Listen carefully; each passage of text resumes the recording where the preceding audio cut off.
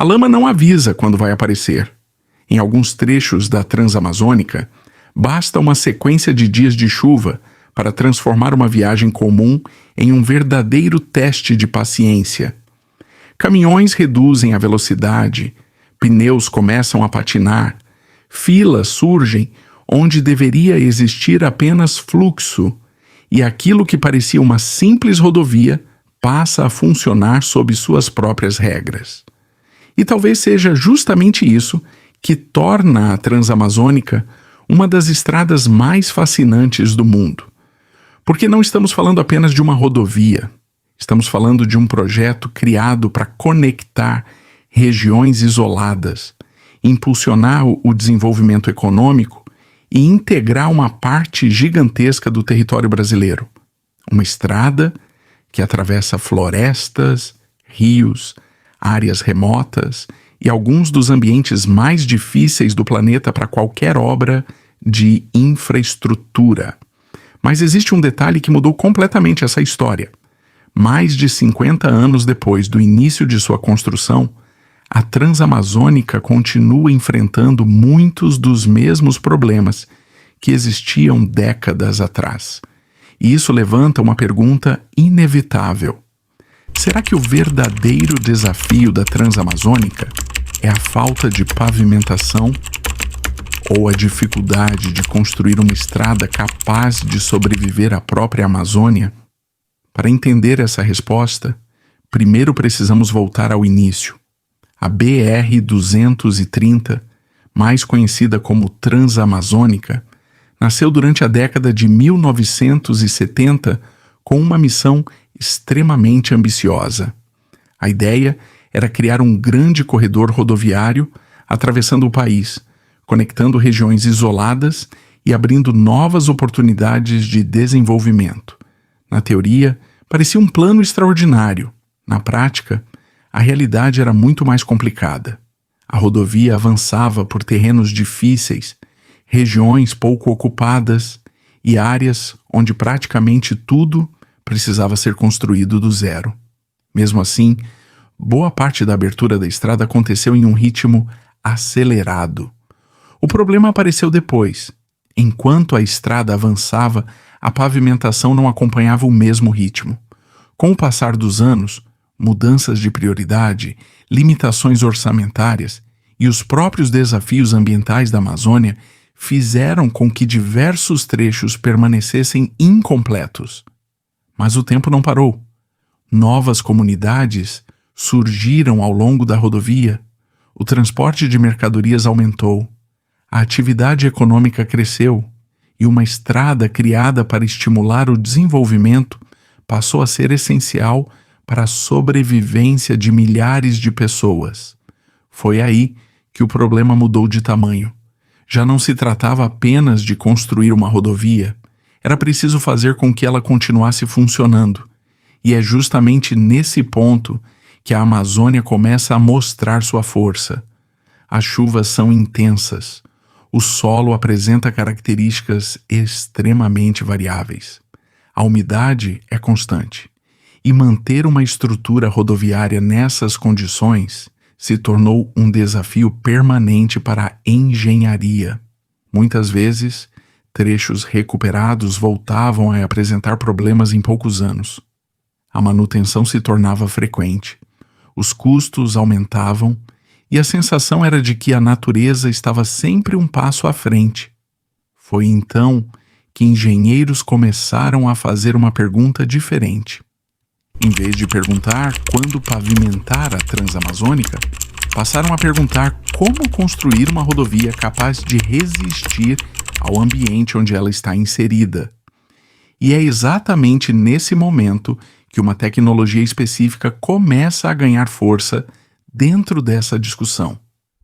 O CCR, ou concreto compactado com rolo. Mas antes de entender por que essa tecnologia chama tanta atenção, precisamos olhar para os desafios que continuam tornando a Transamazônica uma das obras de infraestrutura mais complexas do Brasil. A BR-230 atravessa o Brasil por mais de 4.200 quilômetros, conectando realidades completamente diferentes. Em alguns pontos, a rodovia passa por cidades estruturadas, com comércio, serviços e fluxo constante de veículos. Em outros, ela corta regiões isoladas, cercadas por floresta, rios e longas distâncias sem qualquer apoio logístico significativo. É justamente essa diferença que torna a Transamazônica tão difícil de administrar. Na prática, ela não funciona como uma única rodovia contínua. Existem trechos pavimentados e operando normalmente, enquanto outros ainda enfrentam interrupções, atoleiros e sérias dificuldades de trafegabilidade, especialmente durante o inverno amazônico. Isso cria uma situação curiosa. Mesmo sendo uma das estradas mais importantes do país, a experiência de quem percorre a Transamazônica pode mudar completamente de um trecho para outro. Em algumas regiões, o transporte acontece sem grandes dificuldades. Em outras, a chuva é capaz de alterar totalmente a dinâmica da viagem. E quando isso acontece, os impactos vão muito além dos motoristas. Mercadorias atrasam, custos aumentam, comunidades ficam mais isoladas, serviços essenciais encontram dificuldades para chegar aos seus destinos. Tudo isso revela uma realidade que muitas vezes passa despercebida. O maior desafio da Transamazônica não é apenas construir novos quilômetros de estrada, é garantir que esses quilômetros continuem funcionando ao longo dos anos. E para entender por que isso é tão difícil, precisamos olhar para a própria história da rodovia. Quando a Transamazônica começou a ser construída na década de 1970, o objetivo era gigantesco. A proposta era integrar regiões isoladas, estimular o desenvolvimento econômico e ampliar a presença da infraestrutura em áreas que até então possuíam pouca conexão com o restante do país. Era um projeto ambicioso, talvez um dos mais ambiciosos já realizados na infraestrutura brasileira. A abertura da estrada avançou rapidamente em diversos pontos, mas a pavimentação não acompanhou o mesmo ritmo. Ao longo das décadas seguintes, limitações de orçamento, mudanças de prioridade política e os próprios desafios ambientais da Amazônia fizeram com que muitos trechos permanecessem sem receber a estrutura necessária para suportar o crescimento da demanda. Enquanto isso, a importância da rodovia só aumentava. Novas cidades cresceram, novos negócios surgiram, o transporte de cargas se intensificou. E uma estrada que nasceu como um projeto de integração passou a ser fundamental para milhares de pessoas. Mas havia um problema. A engenharia tradicional começava a mostrar seus limites. Afinal, construir uma rodovia em regiões de clima mais estável já é um desafio. Fazer isso dentro da Amazônia é outra história. Aqui, a chuva não é apenas um fator climático, ela se transforma em uma força constante, atuando contra a infraestrutura. Quando a água infiltra no solo, a resistência da base diminui. O pavimento passa a sofrer mais deformações. A manutenção se torna frequente e os custos aumentam continuamente. Foi nesse momento que muitos especialistas perceberam que a pergunta principal estava errada. O problema já não era mais quando pavimentar a Transamazônica. A pergunta correta passou a ser outra: como construir uma rodovia capaz de resistir às condições extremas da Amazônia? Foi justamente dessa pergunta que surgiu uma discussão cada vez mais frequente entre engenheiros e especialistas em infraestrutura. Se o ambiente é diferente, talvez a solução também precise ser diferente. É aqui que entra o CCR, o concreto compactado com rolo. Apesar do nome técnico, a ideia por trás dessa tecnologia é relativamente simples. Em vez de utilizar um pavimento mais flexível, como acontece em muitas rodovias convencionais, o CCR cria uma estrutura mais rígida, capaz de distribuir melhor as cargas e reduzir deformações ao longo do tempo. Mas o que realmente chama atenção não é apenas a resistência do material, é a forma como ele pode se comportar em locais onde a manutenção é difícil, cara e demorada. E poucos lugares no Brasil representam esse desafio melhor do que a própria Transamazônica. Em muitos trechos da BR-230, deslocar equipes, máquinas e materiais já é uma operação complexa. Quando um segmento apresenta falhas, a correção nem sempre acontece rapidamente. Por isso, a durabilidade passa a ter um peso enorme na equação. A lógica deixa de ser apenas quanto custa construir e passa a ser quanto custa manter. O CCR chama a atenção justamente porque oferece a possibilidade de reduzir a frequência de intervenções ao longo dos anos. Na prática, isso significa menos interrupções, menos operações emergenciais e maior previsibilidade para quem depende da rodovia.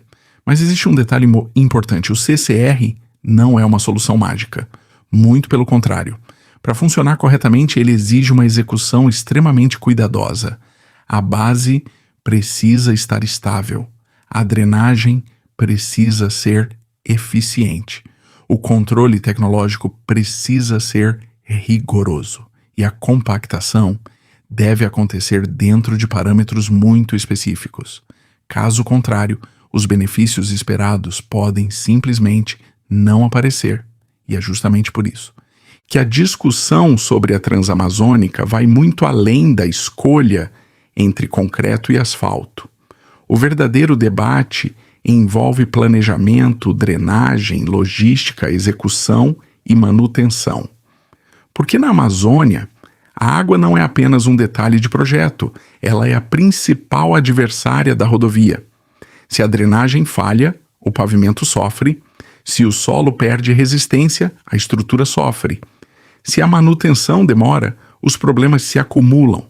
Por isso, qualquer solução precisa ser pensada como parte de um sistema completo. E enquanto essa discussão acontece, diversas obras já estão sendo executadas ao longo da BR-230. Obras que mostram que o desafio da Transamazônica não está apenas no pavimento. Ele está também nas pontes, nas travessias e na continuidade da própria rodovia, porque uma estrada não funciona apenas quando existe asfalto. Ela funciona quando toda a infraestrutura consegue operar sem interrupções. E é exatamente isso que os projetos mais recentes estão tentando resolver. Nos últimos anos, a Transamazônica deixou de ser apenas uma promessa de desenvolvimento e voltou a se tornar prioridade em diversas frentes de infraestrutura. Mas existe uma diferença importante. Desta vez, o foco não está apenas em abrir novos trechos ou lançar novas camadas de pavimento. O objetivo é eliminar pontos que há décadas interrompem o funcionamento da rodovia. Um dos exemplos mais emblemáticos está no Pará. Entre os municípios de Anapu e Vitória do Xingu, uma obra gigantesca começou a mudar a dinâmica da região. Estamos falando da ponte sobre o rio Xingu. Durante anos, a travessia dependia de balsas, e qualquer pessoa que já precisou atravessar grandes rios dessa forma sabe o quanto isso pode impactar a logística. Filas, espera, limitações de horário, interrupções causadas pelas condições climáticas. Tudo isso afeta diretamente o transporte de cargas e passageiros. Por isso, a construção da nova ponte representa muito mais do que uma simples travessia. Ela representa continuidade. Com aproximadamente 700 metros de extensão, a estrutura está sendo construída para eliminar um dos gargalos mais importantes da BR-230. E quando estiver concluída, permitirá que o fluxo aconteça sem depender das limitações impostas pelo transporte fluvial. Mas essas não é a única transformação em andamento. Ao longo de diversos trechos da Transamazônica, antigas pontes de madeira estão sendo substituídas por estruturas definitivas de concreto armado. Pode parecer uma mudança simples, mas o impacto é enorme. Muitas dessas pontes foram construídas há décadas e exigem manutenção constante. Com o passar do tempo, tornam-se pontos vulneráveis dentro da rodovia. Quando uma ponte apresenta problemas, não é apenas aquela estrutura que sofre. Todo o sistema logístico ao redor dela é afetado. É por isso que a substituição dessas travessias vem sendo tratada como uma das etapas mais importantes da modernização da BR-230. E existe um trecho que simboliza perfeitamente a dimensão desse desafio. Entre Rurópolis e Medicilândia, no Pará, estão alguns dos segmentos mais sensíveis de toda a Transamazônica. Durante os períodos de chuva intensa, a trafegabilidade pode se deteriorar rapidamente, o que para muitos motoristas representa apenas atraso, para moradores da região pode significar dificuldades no acesso a serviços essenciais, abastecimento e transporte de mercadorias. Em outras palavras, quando a rodovia para, os impactos vão muito além da infraestrutura. Eles atingem diretamente a vida das pessoas. E quando avançamos ainda mais para o interior da Amazônia, os desafios aumentam. No estado do Amazonas, as distâncias são maiores, a logística é mais complexa, o transporte de equipamentos custa mais caro, o deslocamento de equipes exige mais tempo, e cada intervenção se transforma em uma operação de grande escala. É justamente por isso que muitos especialistas afirmam que manter a Transamazônica funcionando pode ser tão difícil quanto construí-la, porque não basta concluir uma obra. É preciso garantir que ela continue operando ano após ano, enfrentando chuva intensa, calor, umidade e um dos ambientes mais desafiadores do planeta para qualquer infraestrutura rodoviária. E é exatamente nesse ponto que a discussão sobre o CCR volta ao centro do debate, porque quando o custo da manutenção se torna tão alto, a durabilidade passa a ter um valor ainda maior. A pergunta deixa de ser apenas quanto custa construir e passa a ser quanto custa manter tudo funcionando pelas próximas décadas. Para entender por que o CCR vem ganhando espaço nessa discussão, é preciso olhar além do custo inicial da obra. À primeira vista, soluções utilizando concreto compactado com rolo costumam exigir investimentos maiores do que pavimentos flexíveis tradicionais. Existe uma demanda maior por controle tecnológico, planejamento logístico e execução precisa. Mas a análise não termina quando a obra é entregue. Na verdade, é aí que ela começa, porque uma rodovia não é construída para durar apenas alguns anos. Ela precisa funcionar durante décadas. E quando falamos da Transamazônica, essa diferença se torna ainda mais importante. Em muitos trechos da BR-230, qualquer intervenção de manutenção envolve mobilizar equipamentos por centenas de quilômetros, transportar materiais para regiões remotas e enfrentar condições climáticas que nem sempre colaboram com o cronograma.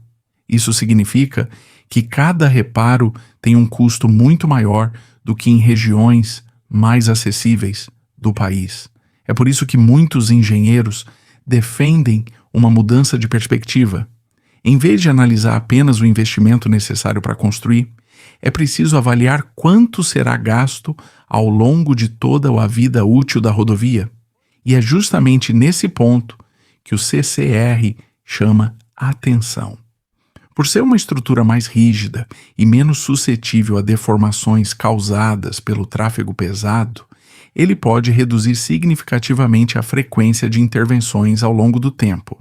Na prática, isso significa menos obras emergenciais, menos interrupções, menos custos de recuperação e uma rodovia mais previsível para quem depende dela todos os dias.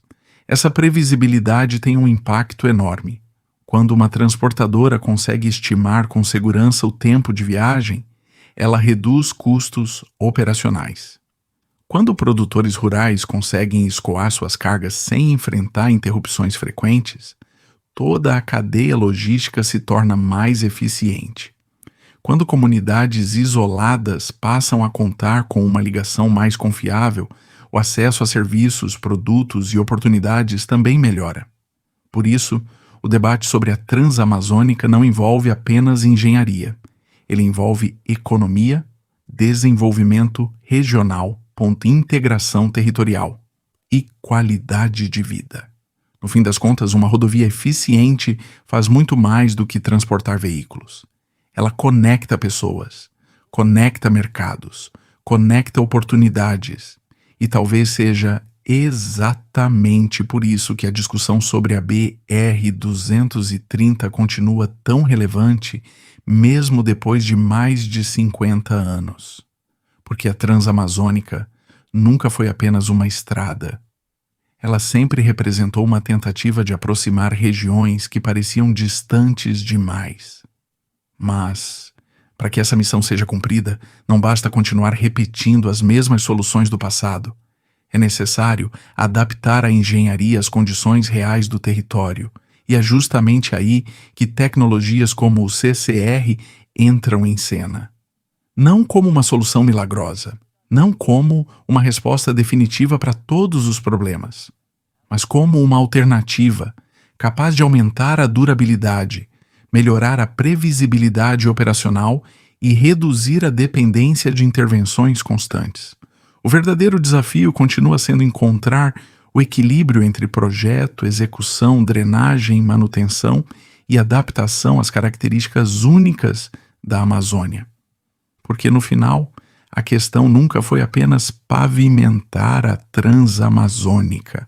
A questão é fazer com que ela continue funcionando todos os dias, durante décadas, mesmo em uma das regiões mais desafiadoras do planeta para qualquer obra de infraestrutura.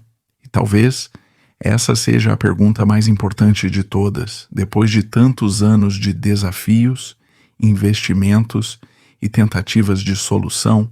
Será que a engenharia finalmente encontrou uma forma de conviver com a Amazônia, em vez de tentar lutar contra ela? Se encontrou ou não, só o tempo será capaz de responder. Mas uma coisa é certa: o futuro da Transamazônica será definido pelas escolhas que estão sendo feitas agora, e cada quilômetro construído ou recuperado ajudará a escrever o próximo capítulo de uma das histórias mais ambiciosas da infraestrutura brasileira. Agora eu quero saber a sua opinião. Você acredita que o CCR pode se tornar uma solução eficiente para a Transamazônica? Ou existem outras alternativas que deveriam receber mais atenção? Deixe sua opinião nos comentários. Eu vou ler as respostas e participar da discussão. Obrigado por assistir até aqui e até o próximo vídeo.